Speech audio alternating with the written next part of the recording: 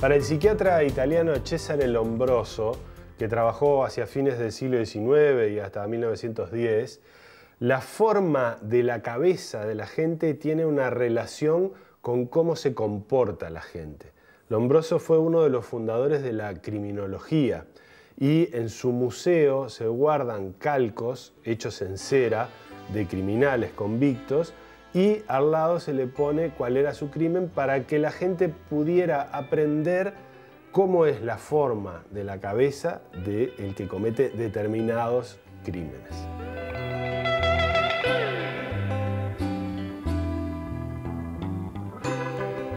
El esfuerzo de Lombroso por hacer de la criminología una ciencia cae dentro del campo muy amplio del materialismo.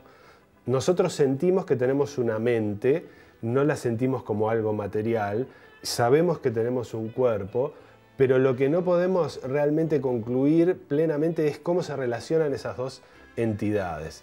La neurociencia lo que trata de hacer es entender cómo es físicamente nuestro sistema nervioso, especialmente el cerebro. Y en los últimos años, muchos avances tecnológicos permitieron ir haciéndonos una idea cada vez más fiel de cómo es que están trazadas las redes neuronales que componen nuestro cerebro.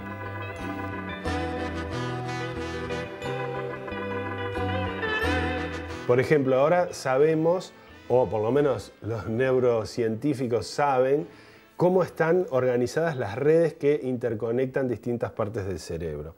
Es bastante simple al parecer y se conectan de acuerdo a ejes que van en tres direcciones ortogonales, eje X, Y y Z, igual que el sistema de referencia que usamos para orientarnos en el espacio.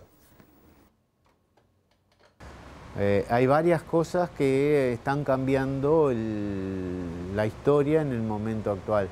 Una es el haber entendido hace algunos años algunos procesos de lo que se llama neurogénesis, que es el desarrollo de nuevas neuronas, incluso en el cerebro adulto, en personas incluso bastante mayores. Otras es lo que se está conociendo actualmente de lo que se llama la conexión entre las distintas áreas del cerebro, sobre todo el cerebro humano, que implica un proyecto que se le ha dado en llamar el proyecto Conectoma. Otro es el desarrollo cada vez más importante de modelos que van de la parte más celular a la parte más global, incluyendo en lo global el comportamiento, incluso el comportamiento social. Y por último, la capacidad de registrar cada vez más en forma interactiva y en el sujeto, en principio en el animal en libre movimiento, la actividad de distintas neuronas y poderlas integrar esas actividades en modelos que de alguna manera pueden trascender lo que se llaman niveles de organización, o sea, nivel de organización celular a circuito, de circuito a una red más compleja y de la red más compleja a conjunto de redes y comportamiento. Todas esas cosas convergen actualmente en un nuevo desarrollo, un nuevo impulso que en 3 centros del mundo se están desarrollando aceleradamente. En Europa es el proyecto Cerebro Humano, en Estados Unidos es el proyecto BRAIN, que corresponde a una sigla que es esencialmente el estudio del cerebro, y en China, que también tiene su propio proyecto, y el objetivo es entender el conexionado de la red del cerebro. Todo eso, es decir, la neurociencia no es una, sino que es la convergencia de múltiples disciplinas desde lugares desde la informática, por un lado, hasta la biología celular más básica. Para algunos, el sistema mente-cerebro funciona de manera análoga a cómo funcionan las computadoras. Es decir, hay una parte dura, la parte del hardware, la cosa física, y hay una parte inmaterial, que en las computadoras son los programas, y que vendría a ser la mente en el caso de los seres humanos.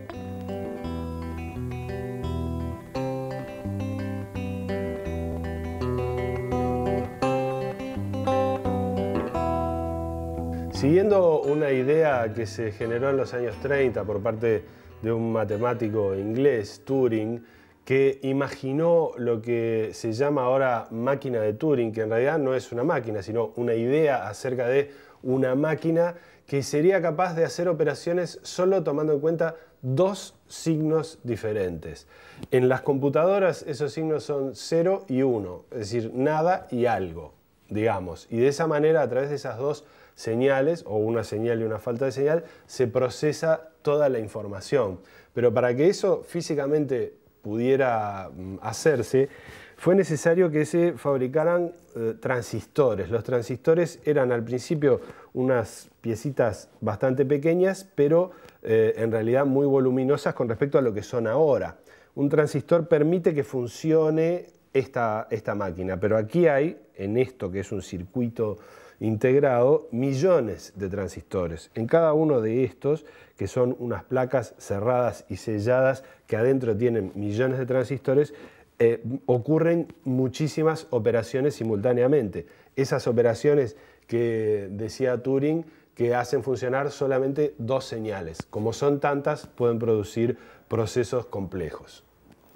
La idea es que las computadoras siempre realizan procesos, tomando en cuenta las dos unidades que había mencionado Turing, muy precisos, predefinidos, que se llaman algoritmos.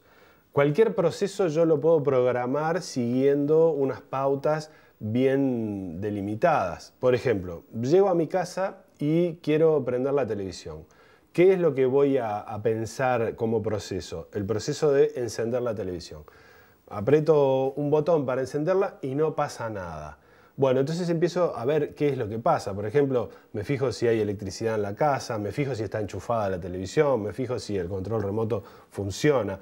Después de hacer un montón de pruebas, digo, yo voy a establecer un método para saber si la televisión encendió o no encendió, para que otros en mi casa, cuando vengan y encuentren este problema, puedan resolverlo sin hacer demasiadas cosas complicadas. Siguiendo el proceso van a poder lograr cumplir con el objetivo de encender la televisión. Mi problema es que la televisión no enciende, entonces pongo la TV no enciende. Esto es un diagrama de flujo que es la forma más simple de presentar uno de estos procesos. Si no enciende, me hago la siguiente pregunta. ¿Está enchufada? Entonces lo dibujo acá. ¿Está enchufada? Y tengo dos opciones. Que no esté enchufada o que sí esté enchufada. Si no está enchufada, hago lo siguiente. La enchufo. Si está enchufada, me hago la pregunta. ¿Hay electricidad en casa? Y entonces tengo que responder eso. Si no hay electricidad, ¿qué hago? Llamo a la UTE. Es una decisión que tomo. Y si hay electricidad, ¿qué tengo que hacer? Llamar al service de la televisión. De esta manera tengo todo el proceso convertido en decisiones simples y acciones también simples que me permiten resolver el problema. Bien, aprendí a programar. Vamos a suponer que no se trata de la televisión, sino de una cosa que yo quiero que haga esta máquina. ¿Cómo hago para pasar un diagrama de este tipo acá adentro para que la máquina funcione y resuelva este proceso? Me parece que la idea abstracta fundamental o primera es la del lenguaje. Entonces, un lenguaje se define en base a lo que podríamos llamar un alfabeto, un conjunto de símbolos con los cuales uno después forma secuencias que son las palabras, y después con esas palabras puede formar otras secuencias que son frases o estructuras más complicadas, qué sé yo. Los registros que aparecen en las bases de datos se forman con palabras que se agrupan de cierta manera y constituyen información. O pueden ser fórmulas matemáticas, en fin, todo eso. Entonces, toda la información que las computadoras son capaces de manejar, no necesariamente toda la información que el humano es capaz de manejar, pero sí las computadoras es de esa forma. Entonces, para realizarla eso físicamente, uno necesita poder representar los símbolos en el hardware, en los circuitos o materiales que forman la computadora. Entonces, para eso precisa un dispositivo que sea capaz de representar esos símbolos. Ese dispositivo va a tener a veces que representar un símbolo y a veces otro, de modo que tiene que ser capaz de tomar tantos estados como símbolos allá en el alfabeto. ¿Cuál es la solución que ahora se maneja eso? Es un dispositivo que se llama un transistor que puede tomar dos estados. Puede estar, digamos, es una llave, puede estar operado de cierta manera, constituye una llave. O está prendido y está dejando pasar corriente, o está apagado y bloquea la corriente. Entonces eso representa un alfabeto de dos posibles símbolos. Esos alfabetos se llaman binarios y a estos símbolos se llaman dígitos binarios, que en inglés se llama binary digit, abreviado bit. Entonces, la primera pregunta es, ¿podemos representar con bits cualquier alfabeto, por arbitrario que sea? Y la respuesta es sí, porque uno, bueno, con un bit solo tiene dos posibilidades, pero con 2 bits ya tiene 4, es decir, que usando secuencias de bits, y cada vez que agrega uno duplica la posibilidad de representación. Entonces, por ejemplo, un teclado que es capaz de introducir, digamos, hay 256 símbolos en el alfabeto que uno puede producir, en el alfabeto estándar que uno puede producir con el teclado, se necesitan 8 bits para representarlo, cada uno de ellos. Entonces, ahí tenemos los símbolos representados como secuencia de bits, después las palabras representadas como secuencias de bits, etc. Entonces, esa es la primera, me parece, idea, que es la del lenguaje y su codificación en términos de dispositivos electrónicos. Los filósofos llamados funcionalistas computacionales son los que dicen que la mente es al cerebro como el software es al hardware en las computadoras. Sin embargo, hay algunos argumentos que se oponen a esta idea. Uno de ellos se llama la habitación china, y de ahí es que este programa toma su nombre, algo a lo cual vamos a referirnos más adelante en este mismo programa. Pero hay algo que es innegable: pensamos con el cerebro y por lo tanto la forma en cómo está organizado debe tener alguna relación con justamente cómo pensamos. La lógica es un campo de la filosofía que estudia algunos procesos del pensamiento. Uno de los lógicos más célebres del siglo XX, Willard Quine, dice así en el comienzo de su libro. Dice: la lógica, como cualquier otra ciencia, tiene como objetivo la búsqueda de la verdad. Y efectivamente, los métodos de la lógica, que es el título de este libro, que es un manual, lo que trata de mostrar es cómo son los procesos de esa ciencia. Ahora, esa ciencia se refiere a cómo pensamos. Entonces, en realidad, este libro está hablando de los procesos de nuestra mente. La lógica, digamos, como que tiene tres patas así, con las que se relaciona estrechamente. Una es justamente la matemática, otra es la filosofía y otra es la informática teórica, sobre todo. En lo que refiere a la matemática, bueno, los procesos de cálculo formal hacen al trabajo diario en matemática desde la escuela misma. O sea, cuando usted agarra, yo comentaba, un par de números yo qué sé, de 30 cifras y lo suma por un mecanismo formal. La idea es, si uno tiene determinados mecanismos de cálculo formales que reflejan una cierta realidad, entonces uno puede operar abstrayéndose del significado. Es decir, de la misma manera que cuando en un silogismo uno dice, bueno, yo qué sé, el de Sócrates, ¿no? Si todos los hombres son mortales, puesto que Sócrates es un hombre, entonces Sócrates es mortal. Lo que hace válido ese razonamiento no es que Sócrates se haya muerto, sino la estructura de A implica B y A, entonces se deduce B. Y bueno, evidentemente eso permite hacer deducciones sin necesidad de ir a la semántica de las frases que uno está manipulando. Es decir, en el fondo lo que uno hace es relacionar semántica y sintaxis, digamos. El trabajo en lógica es el estudio de la relación entre el significado de las cosas y las propiedades de cálculo que tiene la denotación sobre la que uno trabaja, la simbología. La neurología está avanzando muy rápidamente en el conocimiento de la estructura física de nuestro cerebro. lo cual no significa pensar que sabemos más acerca de las leyes que rigen nuestro pensamiento. Por eso invitamos a entrar a la habitación china al médico e investigador en biofísica Eduardo Mizrahi.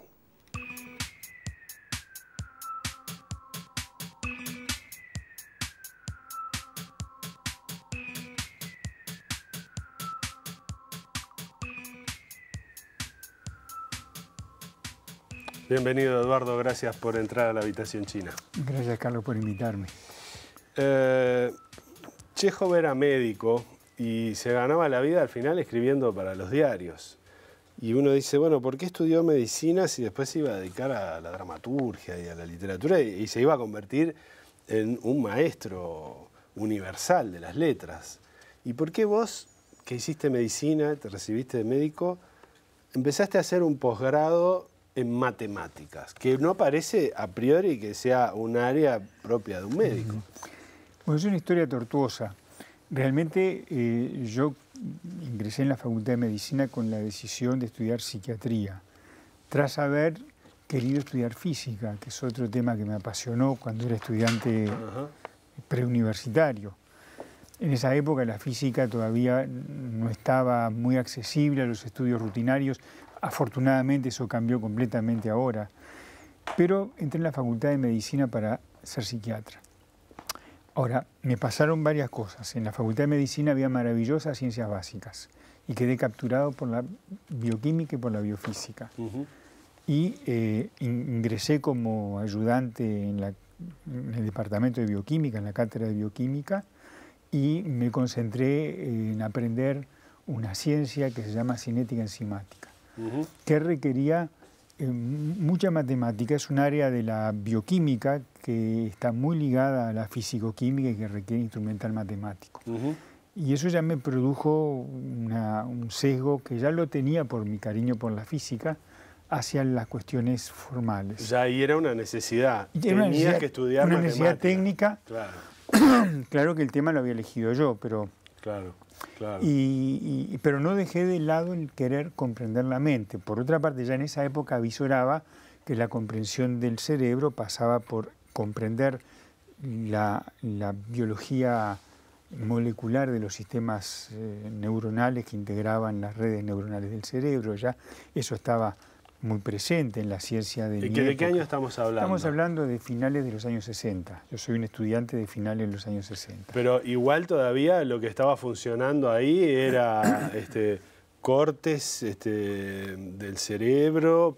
Y mucha neurofisiología con sesgo eléctrico. Claro, que estimulación eléctrica. Que no era lo mío, en el sentido de que me fascinaba y aprendí mucho de eso porque tenía extraordinarios profesores, pero yo intuí que por allí no iba a yo poder ingresar en la mecánica de la mente. En todo caso, me interesó mucho la bioquímica, eso fue lo que me condujo a la matemática. Cuando me gradué de médico comencé un posgrado de psiquiatría, efectivamente, y viví lo que le pasó a muchos investigadores de estas áreas, viví la decepción de la impotencia que tenía la medicina frente a las enfermedades psiquiátricas severas. Claro.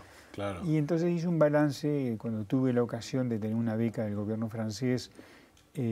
Finalmente tomé la decisión de concentrarme en las ciencias básicas. Bien. Y ahí hiciste un posgrado en matemáticas. Un posgrado que tiene un nivel de matemáticas aplicadas, que tiene un cierto nivel de maestría. Bien. El diploma se llama Diploma de Estudios en Profundidad. Vos mencionaste bioquímica y biofísica.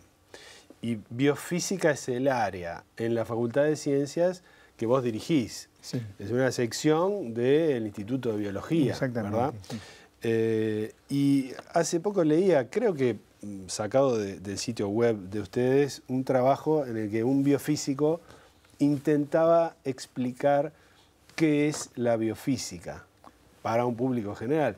Cosa que quisiera que tú me explicaras. Es un biofísico argentino, quizá. Creo que sí, creo de los años 70. Un hombre que además de ser un gran biofísico es un gran humorista. Sí, un lindo texto. Y que es una declaración de impotencia ese artículo de ese elegido, puesto que declara que la biofísica en el fondo es indefinible. Es aquello que hacen los biofísicos, que es una forma de no definir nada, puesto que además, desde el punto de vista de los contenidos temáticos, la biofísica está para bien, sistemáticamente mal definida. Es muy dinámica.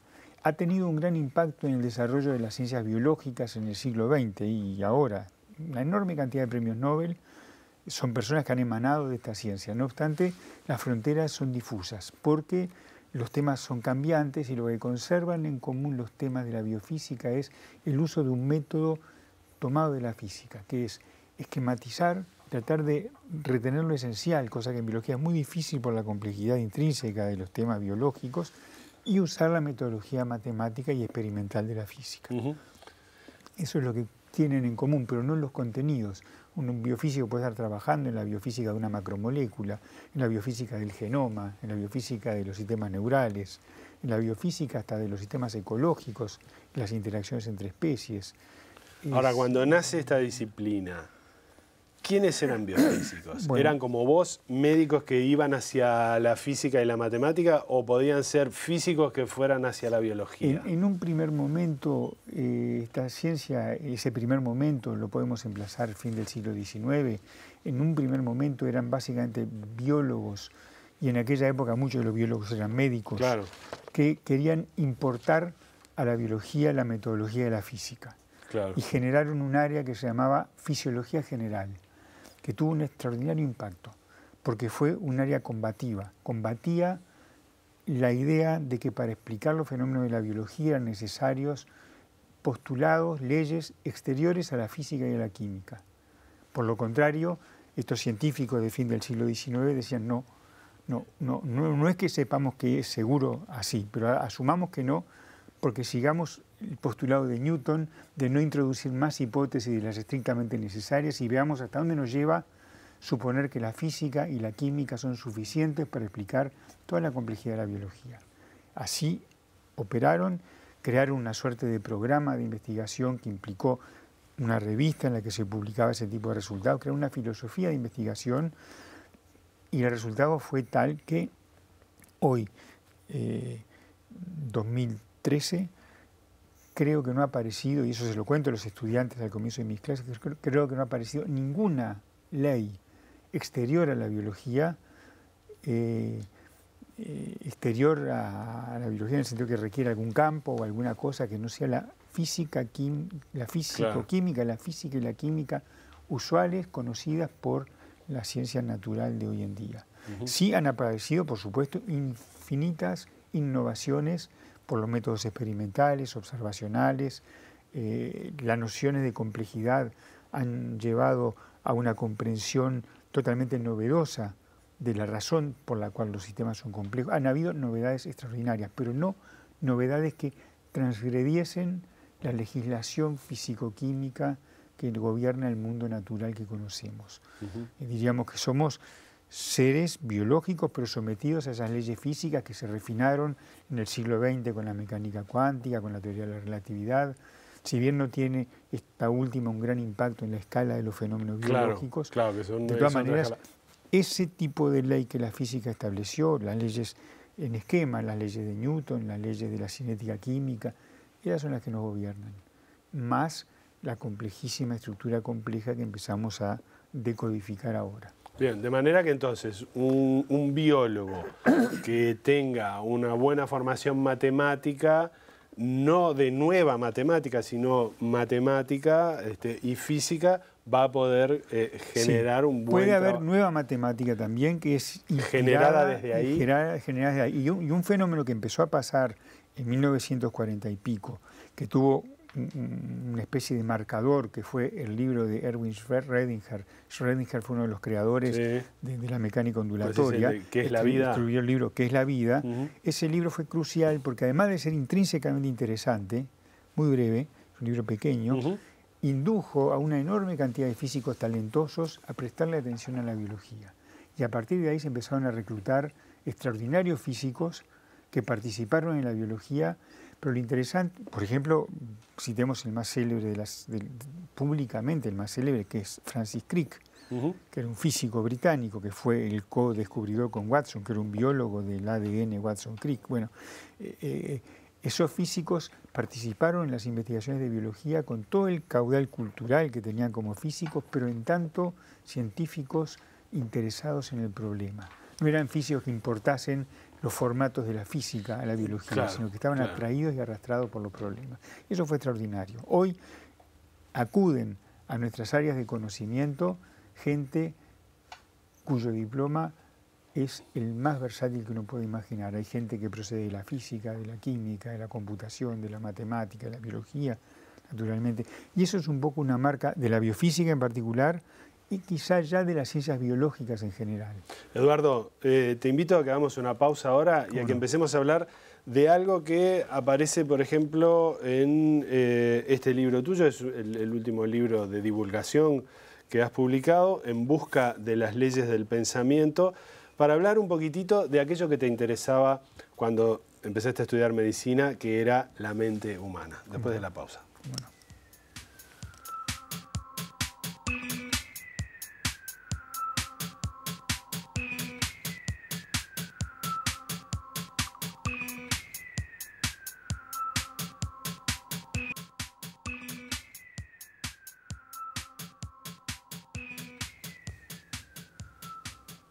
Con Eduardo Mizrahi seguimos en la habitación china. Eduardo, vos escribiste este libro En busca de las leyes del pensamiento, donde hay una historia de una cantidad de científicos, muchos de ellos que invaden la filosofía o directamente eran filósofos y aparentaban estar haciendo ciencia o desdibujaban las fronteras. Y haces en definitiva una historia de cierta búsqueda, la búsqueda de algunas leyes que regularían el pensamiento humano. En el Instituto de Biología, en la sección de biofísica que tú dirigís, hay varias líneas de investigación. Yo tomé dos que son modelización de sistemas cognitivos y modelización del transporte en membranas. Uno piensa, bueno, la primera se refiere más a cómo pensamos y la segunda se refiere más a cuestiones físicas concretas de lo que pasa, que produce esos otros efectos. ¿Es así? Bueno, son líneas independientes. Yo no participo en la investigación sobre transporte a través de membranas. Tenemos allí un científico experto que es reconocido internacionalmente por sus trabajos sobre este tema de transporte de membranas, pero no hay que olvidar que la función del cerebro se basa en células que tienen códigos que están basados en la capacidad de las membranas de establecer ciertas asimetrías en la distribución de partículas cargadas eléctricamente. Entonces, si bien ese no es un tema ligado a la cognición, sin ese tema no hay cognición. Exacto. Ese es el punto. Hay una cierta integración obvia porque la cognición es el corolario de una larguísima evolución en que la naturaleza construyó muy tempranamente células excitables, capaces de transmitir señales, y con ello, en cierto modo, resultaba que los organismos tenían capacidades de adaptación y de defensa frente a las agresiones del medio ambiente, etc. Así que fue un invento temprano de la evolución. Y cuando vos diseñás una línea de investigación concreta para ver cómo funcionan esos objetos, ¿partís de un modelo hipotético de cómo es el pensamiento? No. En el caso de nuestro trabajo sobre sistemas cognitivos, nosotros partimos de algunas ideas generales que nos han parecido, en particular a mí, que soy el más antiguo de nuestro grupo, me habían parecido desde hace muchos años muy extraordinariamente importantes, que fueron inventadas por un psiquiatra británico llamado William Ross Ashby y publicadas en dos libros. Uno se llama Introducción a la Cibernética, el libro de los años 1950 y algo, y el otro Proyecto para un Cerebro. En esos libros no se explica nada sobre el cerebro, pero se trata de crear una metodología de enfoque de cómo se podría tratar la complejidad de los sistemas cognitivos. Ashby traza las bases. Él no llegó a desarrollar los detalles. Posteriormente yo me encontré con investigadores extraordinarios, en particular hay un ingeniero finlandés y un fisiólogo estadounidense que convergen en la creación de los modelos de memorias distribuidas. Es una estructura matemática que representa la forma como redes de neuronas almacenan datos. Esos modelos me resultaron extraordinariamente atractivos e intuí que eran extraordinariamente importantes. Me interesé. Usaban un formalismo matemático muy interesante, perteneciente a un área de la matemática que se llama álgebra lineal. ¿Y llegaban a ese modelo por un proceso justamente matemático? O las dos cosas. Llegaban buscando, vía un proceso matemático, representar cierta información sobre que se sabía a partir de experimentos. ¿Qué ocurría? Sobre cómo se almacenaba información de modo robusto. Robusto en el sentido de que era la información de los sistemas nerviosos que habían sido estudiados experimentalmente, en algunos casos resistente al deterioro del soporte físico. Podía haber neuronas destruidas, sinapsis, que son los puntos de conexión entre las neuronas deterioradas, y no obstante ello, no haber una pérdida catastrófica de los datos almacenados. Ese era el desafío, cómo representar sistemas de almacenamiento de datos que pudieran almacenar mucha información, que tuvieran la posibilidad de ser sustentados por neuronas con la bioquímica y la electroquímica de las neuronas y que tolerasen la muerte de algunas neuronas o de muchas neuronas. Ese es un desafío. Y enfocaron ese desafío estos investigadores que yo menciono alrededor de 1970, utilizando instrumental matemático y muchas ideas que venían arrastrándose de las décadas previas. Ningún trabajo nace espontáneamente por inspiración absoluta del creador en estos temas. Son todos el resultado de un proceso acumulativo donde algunos se destacan particularmente. Claro, bien.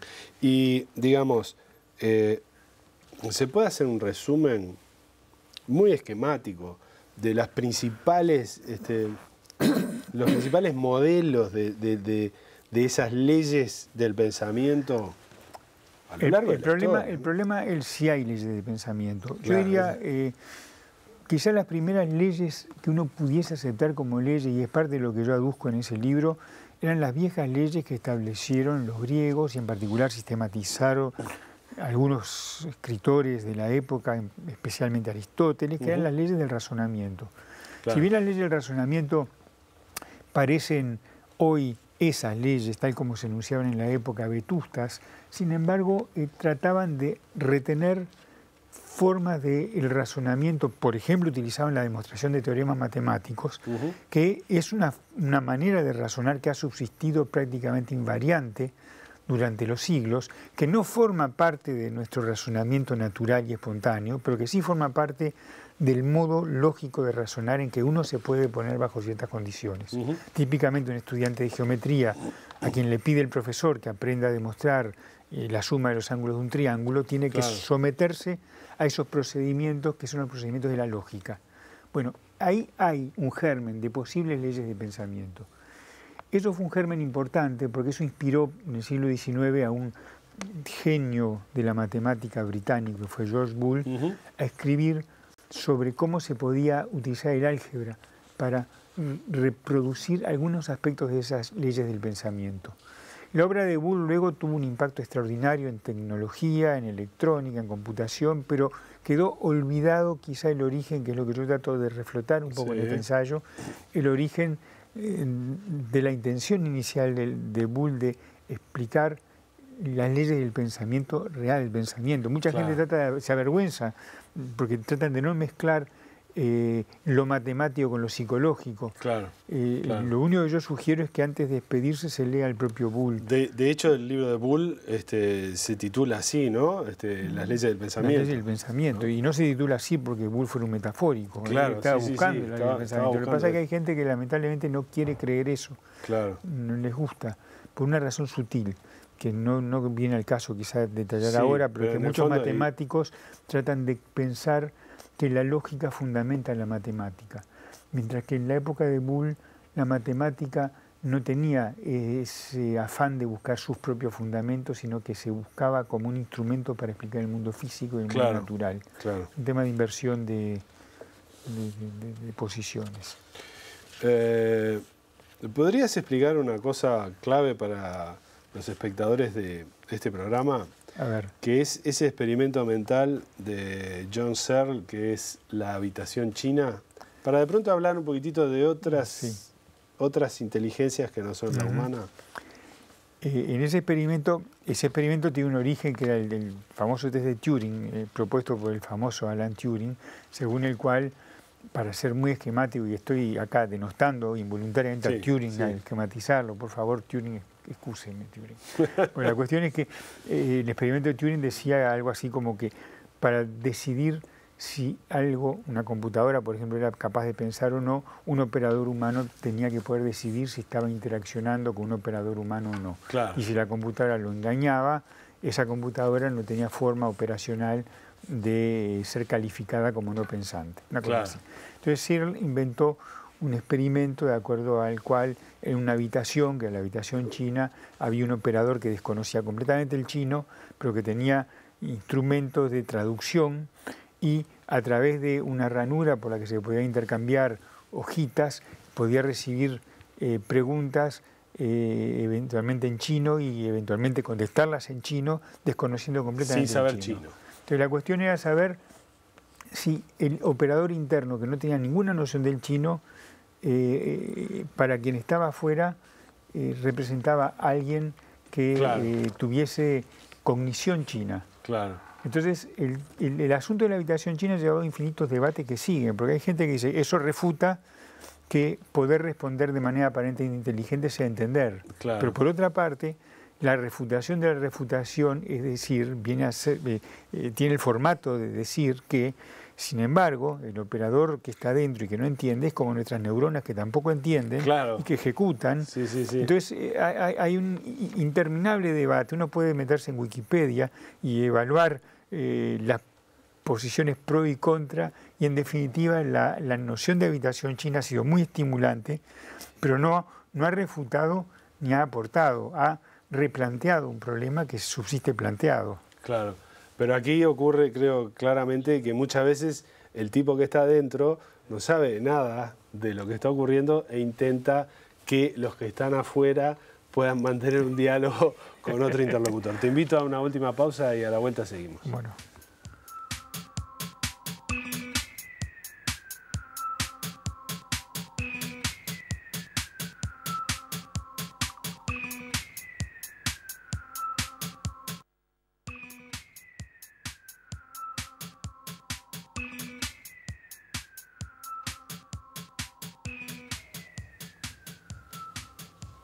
Con Eduardo Mizrahi seguimos en la habitación china. Eduardo, ¿se puede hacer esa comparación bastante común y habitual entre el cerebro humano y alguna clase de computadora? En algún sentido sí, en el bien entendido de que las computadoras pueden emular aspectos de la conducta del cerebro. Por ejemplo, los jugadores de ajedrez tienen estrategias que son representables con programas de inteligencia artificial. Claro. Puede haber, como ya pasa en los computadores caseros, programas de ajedrez que son aparentemente tan inteligentes como un buen contrincante. Eso en algún sentido parcial sí. Sí, porque hay una especie de emulación. No hay en absoluto una emulación completa de las actividades cognitivas que los humanos tenemos hoy en día. Por otra parte, las emulaciones de los programas que juegan ajedrez, por ejemplo, son basadas en estrategias de programación que no son similares a las que utilizan en cuanto a su física intrínseca. Claro, por ejemplo, el cerebro. O supongo yo que la memoria también, el resultado puede ser el mismo. Yo recupero un dato que tengo guardado, pero quizá el modo como está guardado es diferente. El principio es diferente, y estas memorias de que yo hablaba en un bloque anterior, las memorias colectivas, robustas, justo fueron creadas buscando postulados de almacenamiento de datos distintos que los de las computadoras digitales. Hoy en día lo que podemos decir es eso. Lo que no podemos es extrapolar, saber si algún día las máquinas pensarán. Uno diría, hay un tipo de respuesta un poco agresiva que un biofísico como yo tiende a dar, y es, sin duda, las máquinas pueden pensar, por el hecho de que nuestro cerebro es una máquina. Es una máquina física, solo que es una máquina extraordinariamente nanotecnológica, creada por la naturaleza y por la evolución, en cierto modo.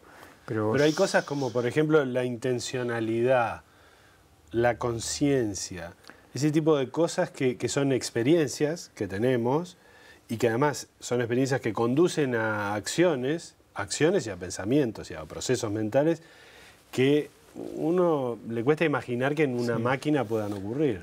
Sí, sí, cuesta imaginar y sin embargo hay un hecho afectivo que yo lo señalo en el libro y es que cuando aparecen ciertos personajes robóticos en las seriales de televisión, el comandante Data es un ejemplo muy interesante porque hasta hubo algún juicio en algún capítulo de Star Trek sobre el comandante Data que quería, como le pasaba a tantos otros robots de la literatura, poseer sentimientos y aptitudes humanas.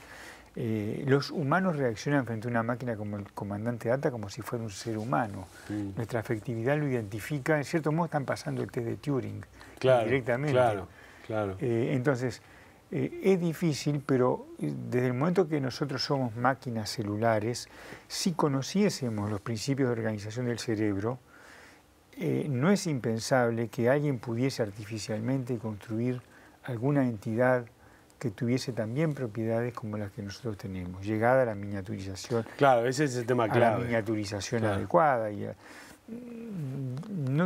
creo que ahí no tenemos una frontera filosófica o científica, tenemos una frontera tecnológica. Y es posible, hablando de lo filosófico, que ese lugar, que hay esa especie de punto de sinapsis, diría yo, filosófica, entre lo material y esa sensación de tener una mente, que parece que fuera lo esencial del fenómeno psíquico. Sí, eso, ¿cómo es que podemos mirar hacia ahí si es eso lo que justamente nos hace ver eso? Es el famoso tema del dualismo, que es complejo porque la separación mente-cuerpo parece obvia y a medida que se busca dónde reside, ahí es donde pasan las cosas que yo comentaba, no se encuentra, que hay una separación tajante. Entonces uno supone, la mente es una construcción conceptual, una construcción elaboradísima.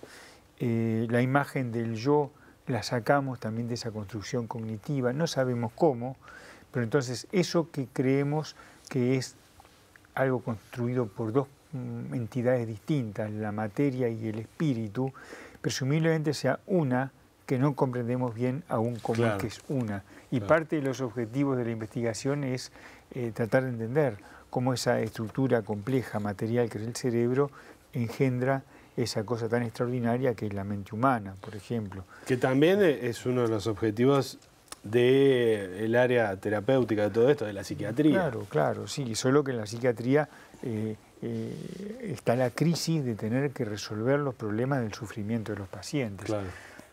Nosotros estamos en nuestro grupo, no somos innovadores en esto, seguimos una línea que está empezando a... Bueno, que de hecho fue la que seguía Rosashvili, a quien yo mencioné antes, que era psiquiatra. Una línea de tratar de aplicar algunos de estos conceptos a la comprensión de los desarreglos severos que pasan en algunas enfermedades psiquiátricas graves, en particular la esquizofrenia. Nuestro grupo, uno de mis colegas ha investigado unas formas de síndromes depresivos con una colaboradora que estaba haciendo una tesis de maestría en nuestro laboratorio, me refiero al doctor Andrés Pomi. Ellos publicaron un artículo con un trabajo muy interesante sobre una representación en modo de modelos neurales de cómo podían estar ocurriendo los desarreglos en ciertas formas de trastornos psiquiátricos severos de estilo depresión grave. Y por otra parte, otra interacción, otro modo de trabajo que estamos teniendo es la investigación del lenguaje y el deterioro de la expresión que se sufre en algunos casos agudos de esquizofrenia y que es una representación objetiva del trastorno psiquiátrico subyacente. El lenguaje es una manifestación eventualmente medible y en nuestro grupo estamos haciendo estamos haciendo una colaboración con una investigación que se hace también en Noruega. ¿Medible cómo? Perdón. Medible en el sentido de que, para empezar, un psiquiatra experto sabe si el lenguaje de su paciente es un lenguaje capaz de transmitir información razonable. Bien, o sea, mide, digamos, el fenómeno lenguaje. Hay una medida subjetiva que el psiquiatra clásicamente lo puede hacer. Ahora el asunto es qué le pasa a la mente del psiquiatra que lo puede hacer. Entonces, el psiquiatra está haciendo algún tipo de medida que nosotros estamos tratando de entender. Y para ello estamos buscando representaciones matemáticas del orden y el desorden del lenguaje, como medida de deterioro que puede estar pasando un paciente y el arreglo que les puede estar produciendo a su vez un tratamiento. Es decir, todo eso sin mirar lo que físicamente está ocurriendo todavía. Todavía no, pero en un segundo artículo que ahora está en prensa, en una revista importante, se llama Cortex, estamos estableciendo el puente entre tres temas: el lenguaje observable y el deterioro eventual observable, un modelo neural subyacente, que es un modelo en miniatura, no es un modelo plenamente realista, pero es un pequeño modelo de cómo podría estar ocurriendo ese deterioro visible en el lenguaje, audible en el lenguaje, pero a nivel de la conectividad neuronal, y a la vez eso puesto en correspondencia con las imágenes cerebrales que no las tenemos, que se conocen para los pacientes y que nosotros las analizamos en términos de cómo serían dichas imágenes para el modelo. Esto es muy abstracto lo que estoy contando, pero es una suerte de triángulo que vincula dos observables, el lenguaje deteriorado, una estructura eventualmente análoga a la que obtienen las imágenes cerebrales por resonancia magnética funcional o por otras técnicas similares, y a la vez un modelo neural de generación de lenguaje. Ese es un tema en el que estamos muy fuertemente interesados. Eduardo, nos tenemos que ir, pero antes de que te vaya en un minuto, te voy a pedir que recomiendes para la audiencia algún libro de divulgación que sea una pequeña puerta de entrada. Bueno, está tu libro, de acuerdo, pero de eso ya hablamos. ¿Algún libro de divulgación que sea una puerta de entrada para el tema de la mente y el cerebro y las redes neuronales, en todo caso? Es difícil libro de divulgación sobre eso, porque los libros que yo conozco sobre eso son más bien libros técnicos. Paradojalmente es un tema que no ha dado mucho lugar a libros de divulgación, en particular en castellano. Puedo estar equivocado, pero habrá que leer. Bueno, hay un libro que yo puedo recomendar, que es de un joven y brillante neurofisiólogo argentino que se llama Kian Quiroga, que escribió un libro llamado Borges y la memoria. Bien. Borges y la memoria. Borges es Jorge Luis Borges, el escritor. Sí, claro. Pero Borges ha sido un experto en la memoria. Un memorioso, por ejemplo. Y Kian Quiroga escribió un libro que, con la excusa de Borges y conociendo muy bien la obra de Borges, explica muchos aspectos actuales de la neurofisiología, de la memoria y de las vinculaciones con las redes neuronales. Es un libro que ha publicado por Eudeva en Buenos Aires hace poquito tiempo. Bárbaro, muchas gracias. Bueno, muchas gracias a vos por la invitación. No, por favor. Nosotros nos encontramos en otra habitación china.